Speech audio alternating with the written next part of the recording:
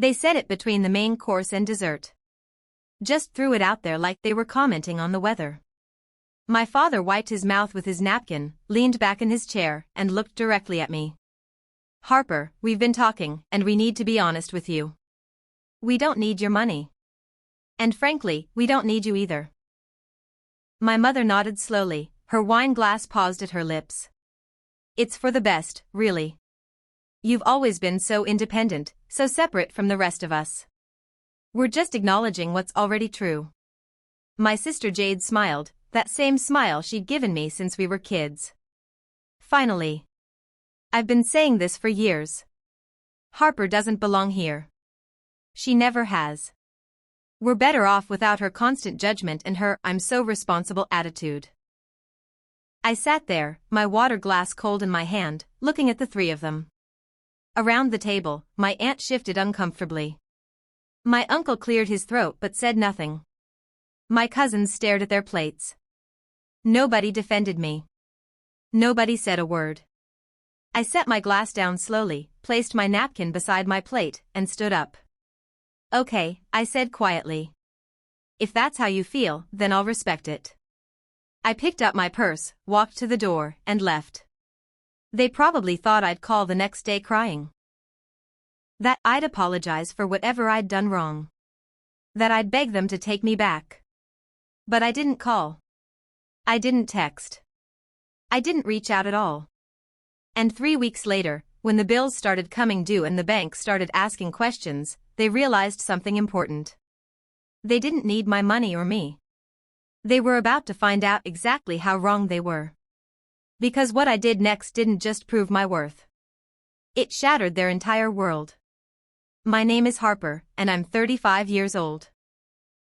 I work as a corporate attorney in Denver, Colorado, making $195,000 a year. I built my career from nothing. State school on scholarships, law school paid for with loans I worked 3 jobs to repay. I passed the bar on my first try, joined a respected firm, and worked my way up through pure determination. My family never understood that world. My parents, both in their early 60s, had always lived paycheck to paycheck despite my father's decent job as a mid-level manager and my mother's part-time work at a retail store. They had no savings, no retirement plan, no financial literacy whatsoever. My younger sister Jade, 32, had followed their pattern perfectly. She'd dropped out of college after 1 year, bounced between retail jobs and unemployment, and still lived at home despite being well into her 30s. She had no ambition beyond her next shopping trip or weekend getaway. What my family didn't know, what I'd carefully hidden for 7 years, was that I'd been the silent foundation holding everything together. It started 7 years ago when my father's company downsized and he was out of work for 8 months. They were drowning, facing eviction, utilities being shut off. He called me in tears, something I'd never heard before. Could I help just until he got back on his feet? I sent $12,000 to cover their rent and bills. He promised to pay me back. He never did. 6 months later, my mother's car died. They needed $6,000 for a used replacement. I sent it. Then their furnace broke in the middle of winter. $4,800 for repairs. I paid it. Then Jade needed dental work. $3,200. I covered it. Then their property taxes came due and they'd forgotten to budget for them. $5,400. I handled it. It continued year after year. My father's car repairs. My mother's medical copays. Jade's credit card debt from her emergency shopping. The roof that needed fixing. The plumbing that failed. The endless, constant needs of people who made no effort to plan or save. I kept meticulous records. Every dollar, every date, every reason. Over 7 years, I'd given them $156,000. But I did it quietly. Made each contribution seem like a one-time favor, nothing major. I never mentioned the total. Never made them feel obligated. I just helped, the way I thought family was supposed to. And in return, I was the outsider. The one who didn't fit. Every family gathering, I felt it. The subtle exclusions. The inside jokes I wasn't part of. The way conversations would stop when I entered a room. Jade was the golden child despite contributing nothing. My parents adored her, made excuses for her failures, celebrated her smallest achievements. When she posted a photo on Instagram, my mother would comment with heart emojis and proud declarations. When I made partner at my firm, my mother's response was, "That's nice, dear." I told myself it didn't matter. Family was family. You help because it's right, not because you get recognition. Until the dinner. It was September, my mother's 60th birthday. She'd wanted a family dinner at their house. I drove 3 hours from Denver to their place in Colorado Springs, bringing an expensive bottle of wine and a thoughtful gift. When I arrived, the house was full. My aunt and uncle, my 2 cousins, about 8 people total. The house looked good. New carpeting in the living room that I'd paid for last spring. Fresh paint in the hallway from repairs I'd funded. Updated appliances in the kitchen from the loan they'd never repaid. "Harper, you're here," my mother said, barely looking up from the stove. "Put your things anywhere. Jade's been helping me cook all day." I walked into the living room where Jade was holding court, telling an animated story about her latest job interview. Everyone was engaged, laughing, asking questions. I sat down quietly on the edge of the couch. Nobody acknowledged me. Jade finished her story, then turned to my mother. "Mom, did you tell everyone about the vacation we're planning?" My mother's face lit up. "Oh yes. Jade and I are going to Hawaii next month. Just a girls' trip. We've been saving up." Saving up. The words hit me wrong. I'd sent them $2,000 just last month for emergency home repairs. "That sounds amazing," my aunt said. "You two deserve it." Dinner was called, and we gathered around the table. My mother's cooking was excellent as always. Conversation flowed, but mostly around Jade. Her job prospects, her dating life, her plans. When I mentioned a major case I'd just won, my father said, "That's good," and immediately changed the subject back to Jade. I ate quietly, feeling invisible. Then, as plates were being cleared for dessert, my father cleared his throat. "Before we have cake, I want to say something." He looked around the table, his expression serious. "Family is everything to us. And part of being family is being honest, even when it's hard." I felt my stomach tighten. He turned to me. "Harper, your mother and I have been discussing this, and we think it needs to be said. We appreciate everything you've done over the years, but we need to be clear about something." The table went quiet. "We don't need your money," he said flatly. "We've been managing fine on our own, and we don't want you to feel obligated to keep helping us financially. We're adults. We can handle our own responsibilities." My mother nodded. "It's true, Harper. We've felt for a while that your help comes with strings attached. Judgment. Like you think we can't manage without you. And frankly, we don't need you either. You've always been distant from this family. You chose your career over relationships. That's fine, but we're not going to keep pretending we're close when we're not." The words landed like stones in still water. Jade leaned forward, that familiar smirk on her face. "Finally. I've been saying this for years. Harper doesn't belong here. She never has. She's always been the odd one out, looking down on us because we don't make 6 figures or have fancy degrees. We're better off without her constant judgment and her 'I'm so responsible' attitude." I sat there, frozen. Around the table, my aunt looked uncomfortable. My uncle studied his napkin. My cousins wouldn't meet my eyes. Nobody defended me. Not one person. So, my father continued, "We think it's best if we all acknowledge reality. You live your life, we'll live ours. No hard feelings, but no obligations either." I looked at each of them. My father, matter-of-fact and cold. My mother, nodding along like this was perfectly reasonable. Jade, barely containing her satisfaction. I could have screamed. Could have thrown the spreadsheet of payments in their faces. Could have listed every dollar I'd spent keeping them afloat while they acted like I was the burden. But instead, something calm settled over me. A clarity I'd never felt before. I set my water glass down carefully. Folded my napkin and placed it beside my plate. Stood up slowly. "Okay," I said quietly. "If that's how you feel, then I'll respect it." My mother looked surprised. "That's it? You're not going to argue?" "What's there to argue about? You've made your feelings clear. You don't need my money or me." "I understand." I picked up my purse. Jade laughed. "Wow, that was easier than I thought." I walked to the door, then paused and turned back. "Just one question. When you say you've been managing fine on your own, when exactly did that start?"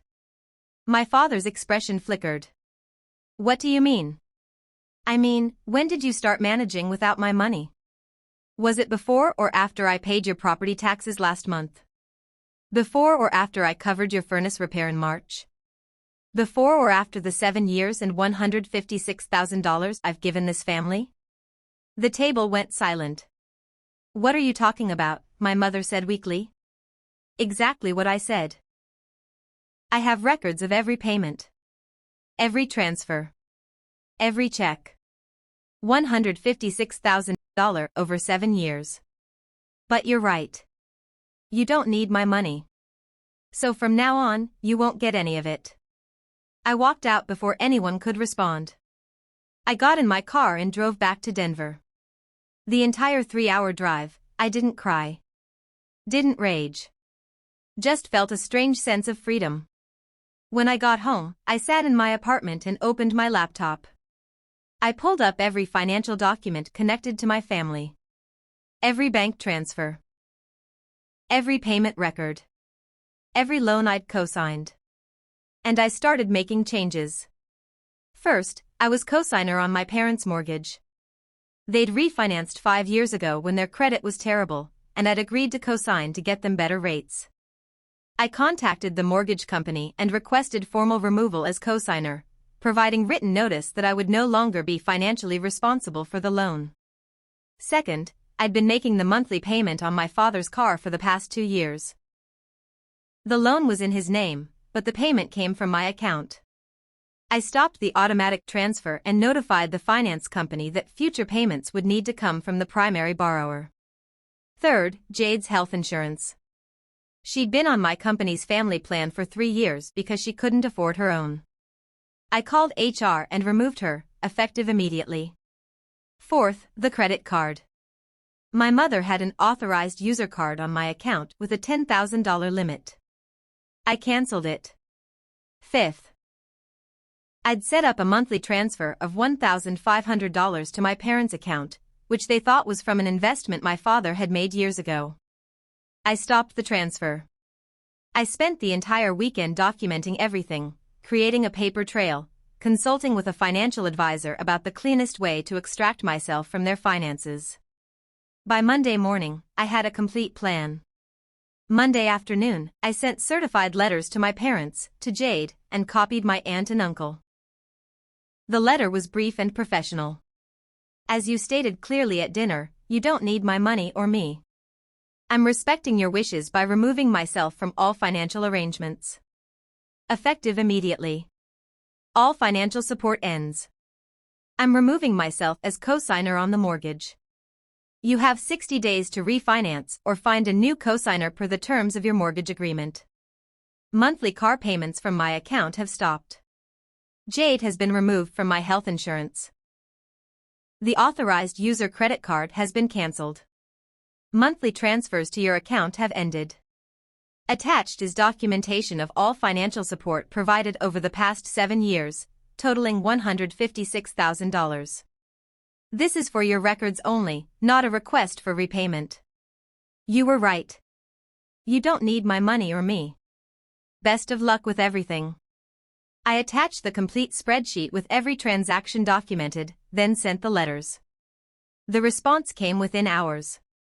My father called 6 times. I didn't answer. His voicemail, Harper, what the hell is this letter? You can't just pull the rug out from under us like this. Call me immediately. My mother called next, her voice panicked. Harper, please, we need to talk about this. You're taking things too far. We didn't mean it the way it came out. Jade's text, are you kidding me right now? You just canceled my insurance? What am I supposed to do? This is so typical of you. I responded to none of them. The emails started coming.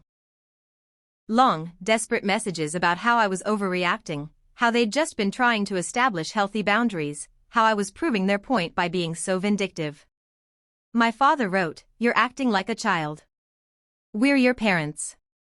We raised you. You can't just abandon us because your feelings got hurt. We have financial obligations. That mortgage requires a cosigner. You can't just remove yourself." I replied with one sentence, "You said you don't need my money or me." I'm simply agreeing with you. My mother tried guilt, "I never thought you could be so cruel. To your own family. After everything we've done for you.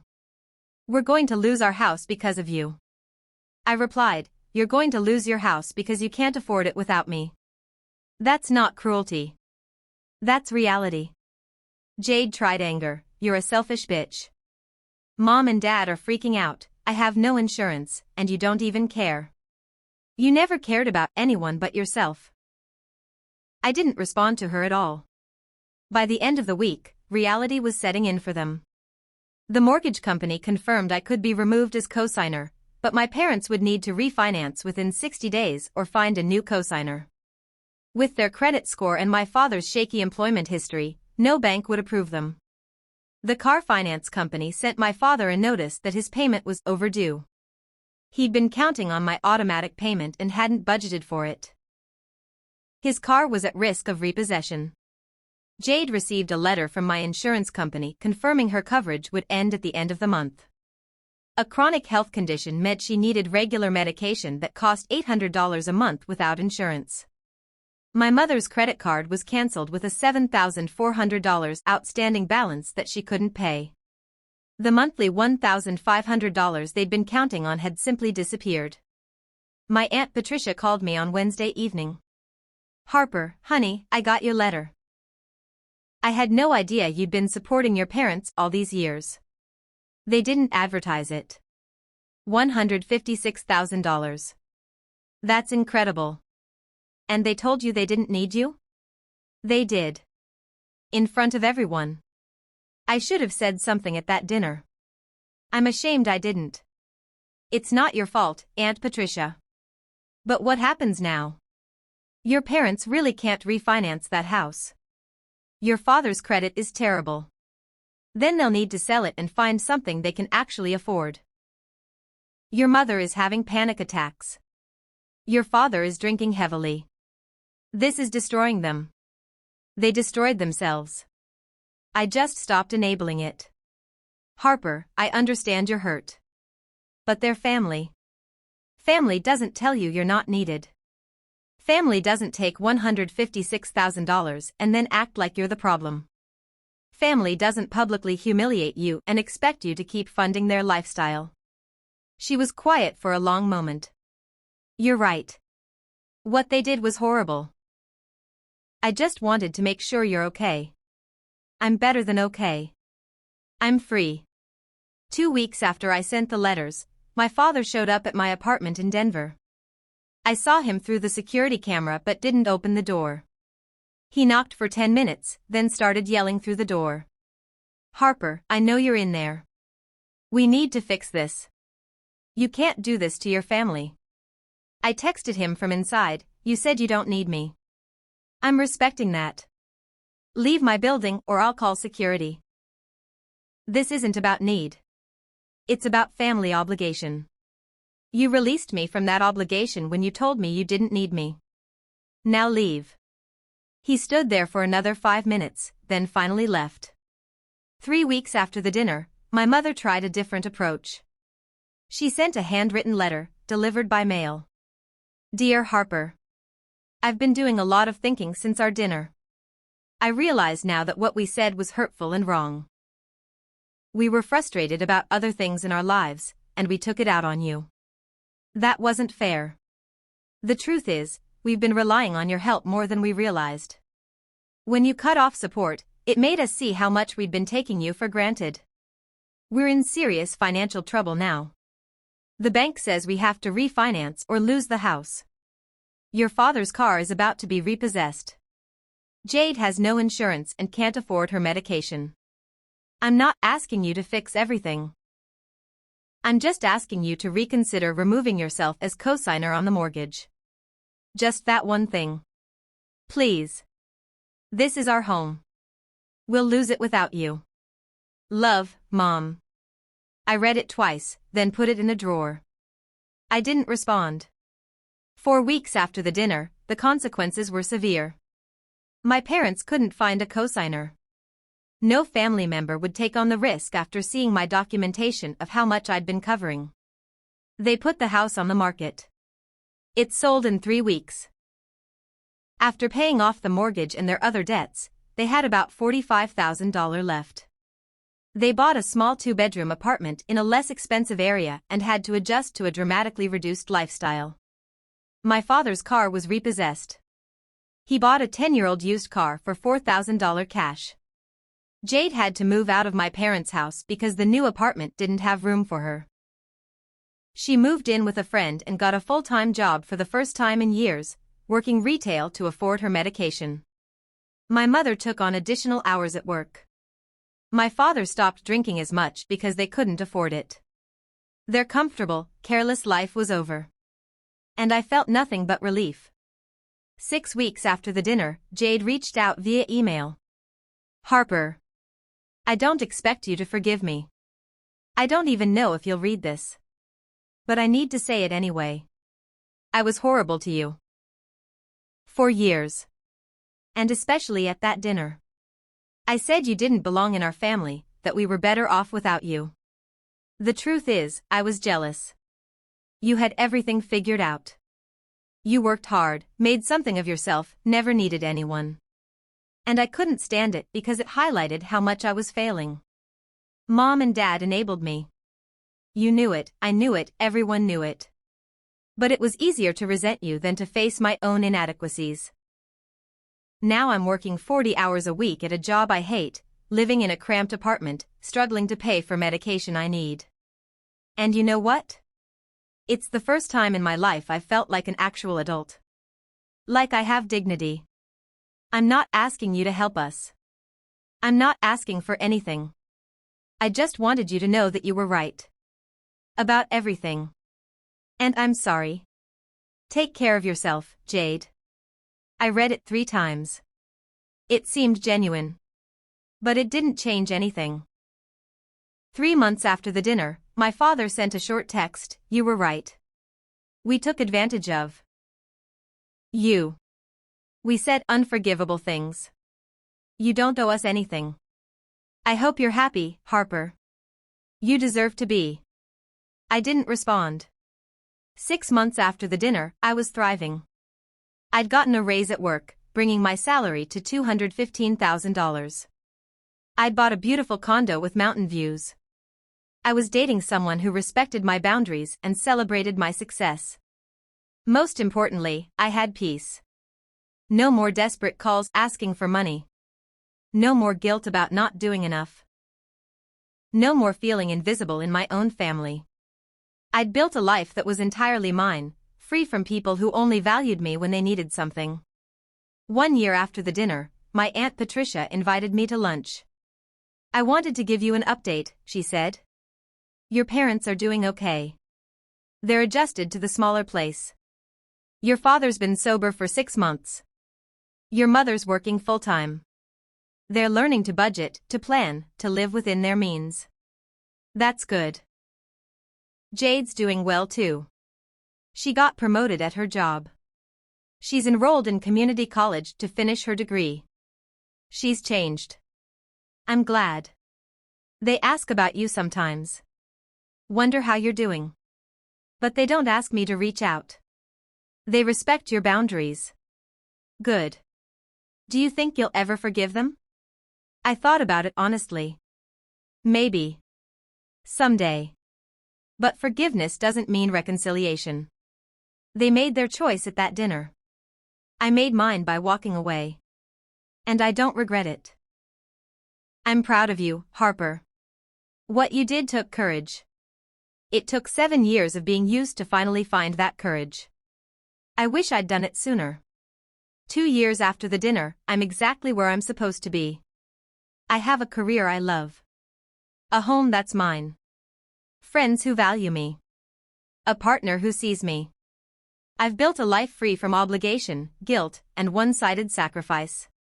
My family learned an expensive lesson, that people aren't infinite resources. That you can't tell someone they're not needed and expect them to keep giving. That words have consequences. They said they didn't need my money or me. So I walked away. And in walking away, I found something I'd been searching for my entire life, my own worth. People ask if I miss them. If I regret cutting them off. If I feel guilty for letting them struggle. The honest answer is no. I don't miss being invisible. I don't miss being taken for granted. I don't miss sacrificing my peace for people who saw me as a bank account with a pulse. What they lost was someone who loved them enough to give $156,000 without asking for recognition. What I lost was the illusion that family means staying with people who don't value you. And I'd make that trade every single time. I'm Harper. My parents said they didn't need my money or me. My sister agreed. So I walked away. And in walking away, I discovered that being needed by the wrong people is worse than being alone. I walked away from people who took everything and gave nothing. And I walked into a life where I finally matter. Not because of what I can provide. But because of who I am. And that's worth more than any amount of money I could have given them. If you've ever been told you're not needed by people who've been living off your generosity, drop a comment and tell me where you're watching from. Your story matters. You're not alone. Hit subscribe if you believe that walking away from people who don't value you isn't abandonment, it's self-preservation. Because I'll be here every week sharing stories about people who chose themselves when everyone else chose to use them. Drop a blue heart in the comments if you've ever been the family safety net. If you've ever given everything only to be told you're nothing. If you've ever had to walk away to find your worth. You are not a resource. You are not a backup plan. And your value doesn't depend on what you can give to people who take you for granted. Share this with someone who needs to hear that sometimes the most loving thing you can do is let people experience the consequences of their words. Your presence is a gift. Your support is valuable. And you deserve people who recognize that before they lose you. See you in the next story.